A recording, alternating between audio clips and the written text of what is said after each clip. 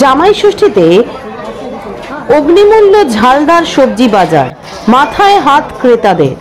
অন্যান্য দিনের তুলনায় আজ ঝালদার সবজি বাজারে শাক সবজি ফলমূল মাছ মাংস সবেরই দাম বৃদ্ধি, যার জেরে জামাই আপ্যায়নে পকেট ফাঁকা ক্রেতাদের।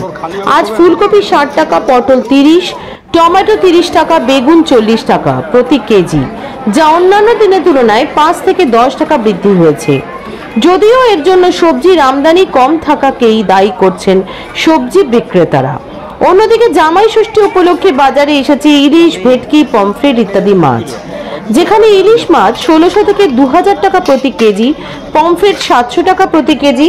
এ বিষয়ে ক্রেতা সমীর কান্দুর দাবি, যতই দাম বাড়ুক জামাই আপ্যায়নে যেন কম না হয়, তাই সাধ্যমতো সবজি মাছ মাংস নিলাম। ঝালদা থেকে সত্যম নিউজের বিশেষ রিপোর্ট, আপনাদের সঙ্গে আমি। আজকে কি কি মাছ এসেছে বাজারে?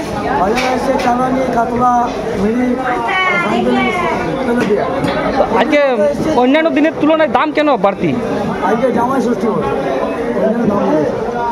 কি কি কত কেজি মাছ এখানে? এখানে আমরা 180 টাকা বিক্রি করছি, আর এটা 160 টাকা করছি, 37, আর এটা 130 টাকা।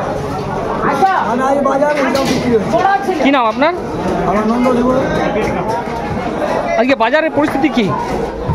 বাজারের পরিস্থিতি আজকে অন্যান্য দিনের তুলনায় সব জিনিসের রেট একটু বেশি আছে।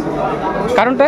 কারণ একটা রবিবার আর জামাই ষষ্ঠী বলে কথা, আর মানুষকে তো নিতেই হবে, সেই জন্য মোটামুটি জিনিসপত্রের দাম আজকে একটু বেশি আছে।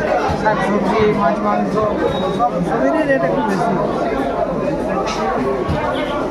কিন্তু নিতেই হবে। জামাই আপ্যায়ন বলে কথা, জামাই ষষ্ঠীতে মানুষকে নিতে বাধ্য। কি নাম আপনার? সমীর কান্দু।